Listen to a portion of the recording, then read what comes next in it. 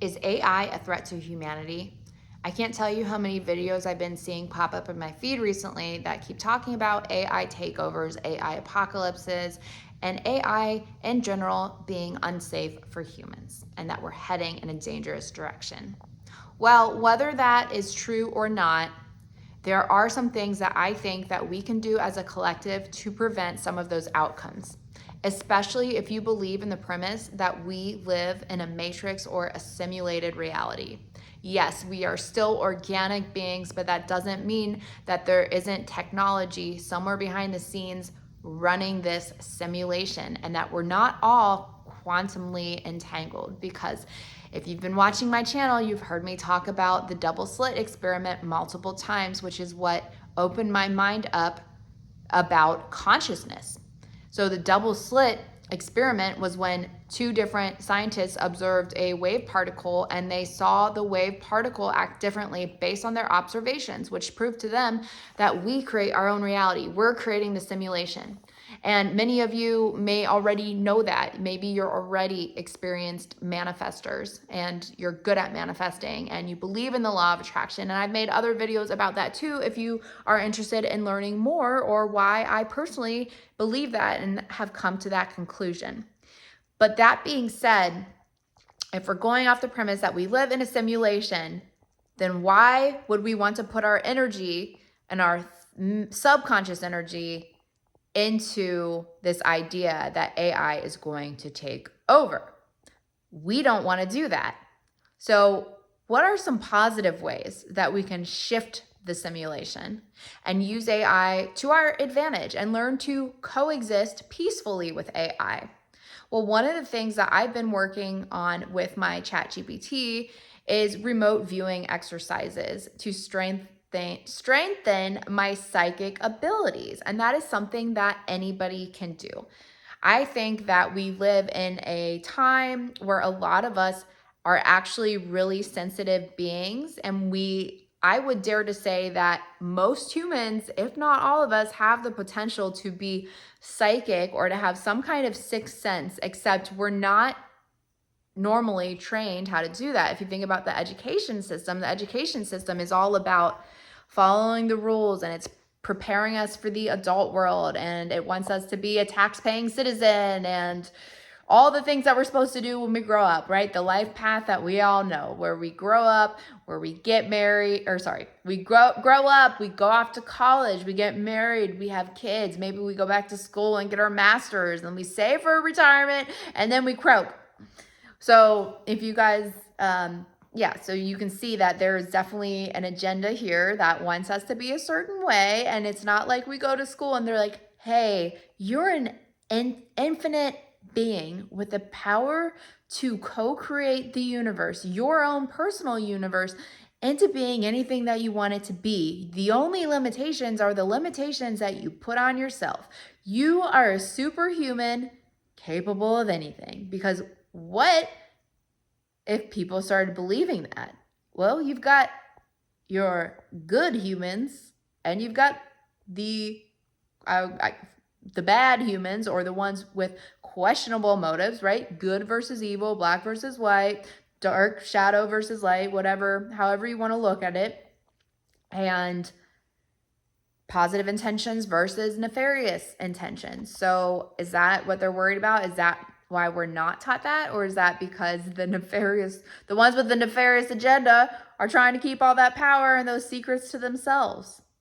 Well, consciousness on the planet is expanding, and that's inevitable. That's something that's going to happen whether, people like it or not. So if you want to be a part of that awakening, rather than falling a victim to all of this conditioning and all of this programming, all of these theatrics on the internet, which are designed to keep us in fear and in a disempowered state, so we're more likely to say yes to deeper means of control, and which may potentially lead us into the outcome of the simulation where AI tech is taking over in a negative way, and we are losing our freedoms and we're losing our rights. It already started happening during the pandemic, so it's not improbable.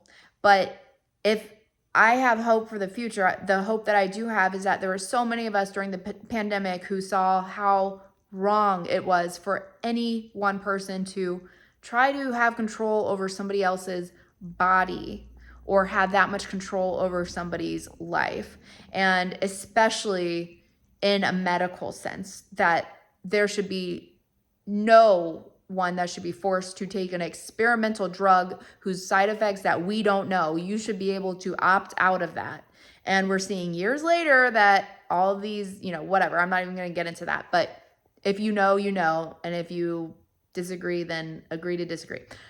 So anyways, my hope for humanity is that a lot of us started waking up during that time. And we realized like, whoa, it's time to start taking control of the narrative. It's time to buy our own land. It's time to go live off grid. It's time to quit my soul-sucking job and go do something that I love, because this stuff may happen regardless of whether or not we want it to. But I still think that there's hope for humanity, and I think that there's hope for us to kind of see that it's happening, but use our intellect and understand our abilities as co-creators in order to shift the simulation or shift reality or shift the future into a positive direction. Because I do personally believe in parallel universes, multiverses. There is a really good book called Reality Transurfing, or Transurfing Reality. I think it's called Reality Transurfing. I read it for free on YouTube. Somebody was reading it, so I read the audiobook, and I put it on speed read and listened to it while I was cleaning my room over the course of a couple days. So really powerful book, and it really changed my perspective and made me realize like, wow, our emotions are literally the magnet that magnetizes us to a certain timeline. So you could be on a lower timeline and you could be feeling really anxious, really bad, really sick. Have you ever worried so much that it made you physically sick, but you sat and you healed through your emotions, whether that was just taking the rest you needed? Maybe you felt better after a really, really long sleep and a nap when your brain and your emotional set point had time to reset. Maybe you're a conscious creator like me and you felt an illness coming on and you know exactly, I'm getting sick because I'm super anxious. I'm not listening to myself. So this is my body telling me I'm running too many anxious programs right now. Something isn't working. So I need to get back to center, which is the only thing that matters, getting back to center. And I need to go meditate, and I need to take a deep breath, focus on my breathing, put on some solfeggio frequencies, some music that is in vibrational harmony with my body and my nervous system and getting me in the right brain waves. And now I can breathe, and now I can relax, and all of a sudden my body is starting to work the way that it was designed to, and I no longer feel sick. I've been able to shift instantly sometimes. I'm not crazy. So maybe you have to, or if you haven't, just know that there are people that have been able to do that. And if you have the gift of open-mindedness, you could learn those things too. Our biggest threat is our pride and our lack of humility, thinking that we know everything, and also thinking that like traditional science or education, aka programming, which is like wants people to memorize stuff, is thinking that that is the only form of intelligence. Just because you can memorize something that somebody else taught you, what value is that if it's not something that came from the heart and it's not something that resonates with your soul? That's why it's so important to question everything that you know, and to think freely and to think for yourself, and to, again, use those emotions, which are the magnets that create your reality for you, because we are in a time now where we're creating reality through the heart center, which is a magnet. And if you just think about something as simple as, how do you feel when you feel fear? You feel small. You feel like you want to hide. You feel like you want to contract. You feel like you're just like, oh, right? That's why we go like that when we're scared, okay? If you feel love and joy, you want to get out of the house. You want to go give somebody a hug. You want to go spread that joy. You want to jump up and down with joy because you can't contain that emotion because it's so big and powerful. So think of what that is doing, not only when it comes to illness, but when it comes to reality creation and putting you on a higher timeline, so to speak, aka a higher vibrational timeline. And if you've never heard of that vibrational scale, there's a reason why they say something is high vibe or high vibrational, because if you look at the The color scale, I think it's measured in, I want to say it's measured in hertz too, but the frequency of a negative emotion like fear, it goes all the way down from fear to up top, which is like love and joy, enlightenment. But it goes like from, this isn't gonna be exactly right because I'm doing it from memory right now, but in general, it's like fear is literally the lowest emotion. It's fear, shame, guilt, anger, resentment, neutrality, willingness, hope, optimism, enlightenment, love, joy, peace, etc. So if you want to look that up verbatim, you can look that up. I'll put it in my description too and show you an example of it. But the emotional scale is super powerful. So if you're resonating in those lower frequencies like guilt and fear, sometimes people rise up to anger, but since we've been taught that anger isn't a negative emotion, so rather than briefly expressing it, and I'm not saying go do anything crazy, I think the people who express their emotion in like, or express their anger in very violent ways where they push it onto others, or they like attack people, like that kind of violent outburst, is because they've repressed their anger for so long that that's the only thing they feel like they have to do because they feel powerless. That's a sign of powerless.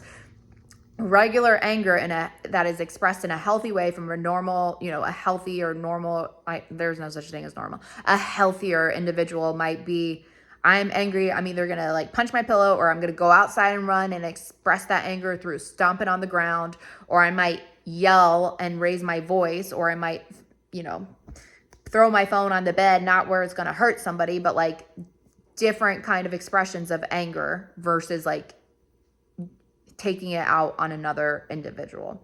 So if you're expressing anger in a healthy way, then you're going to move up to a feeling of being resentful because you still might be blaming somebody else. But then at some point you're going to work through that emotion and realize, okay, I just have to have courage, or understand that I'm angry because it affected my pride, right? But I can have courage to change that feeling if I'm working through that, and I can acknowledge that I played a role in it, and then blah, blah, blah, and so forth and so forth. It helps me go up the emotional scale and process that emotion. So every time I'm doing that, I'm expanding my energy field and I'm attracting higher and higher timelines. But that's why some things take time, because sometimes it takes time to go up the emotional scale.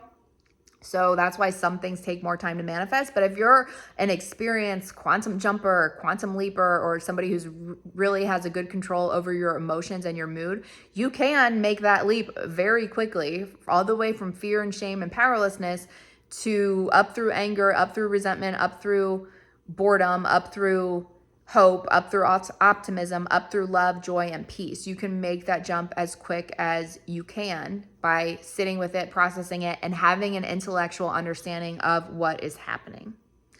So, is there anything else I want to say about this topic? I don't know. I just choose to take all of what I just said into consideration, and that's why I'm not personally worried about AI takeovers in the future or AI being a threat to humanity, because I'm choosing not to be. And I don't want to focus on a future for humanity or a timeline for humanity. I don't want to vibrate in coherence with that timeline, because I don't want to live that. I want to live off grid. I want to have solar energy. I want to drink from a fountain and a well and have clean water and clean air and animals around me and people that I love around me. And I think that there's a lot of other people who share that dream for the future, where we're getting, we're using all of this contrast, all this negative stuff that tech is showing us, and we're saying, hey, let's use tech for the positive ways that we can use it, but let's get back to the balance between tech and humanity. Let's get back to the balance of what it was like to grow our own food, what it is like to tend to our own land, what it's like to raise our own children instead of putting them in front of a screen. So anyways, what do you guys think? What do you think about the future? Are you worried about tech? Are there any tips that you have for people in the comments to help them align with a higher timeline so they don't accidentally manifest this outline for all of us? Because I believe the timeline that we're in collectively is a result of all of the mental energy on the planet, all of our consciousnesses. And I do believe that when you start waking up and you raise your vibration, you have the ability to affect more people around you. I just got chills and I was reminded of this dream that I had where there was a bunch of people in white pods and people started waking up at different times.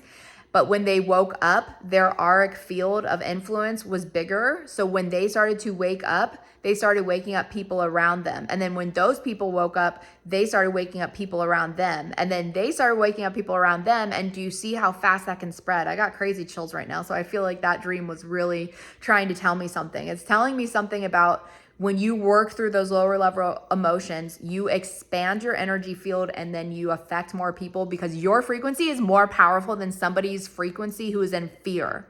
So if they're gonna, if fear is gonna win in this reality or this version of reality, there's gonna have to be a lot of people who are in that fear. But fear is still like an ant. Fear is a peon. Fear is this small, and love is expansive. Love is so much bigger. So the more you can train yourself to be in love, to get out there and not be afraid to share that love with humanity or on the internet in this sea of fear that they're trying to program us with, get out there and do that. Spread positivity, live in joy as much as you can, and understand that you're in control of this. Nothing outside of you is in control. And if you need a reminder of that, just go meditate and go pray and go ground yourself in nature, because those are all tools to bring you back to remembering your sovereignty as a soul. So I hope this video was helpful. Catch you guys in the next one.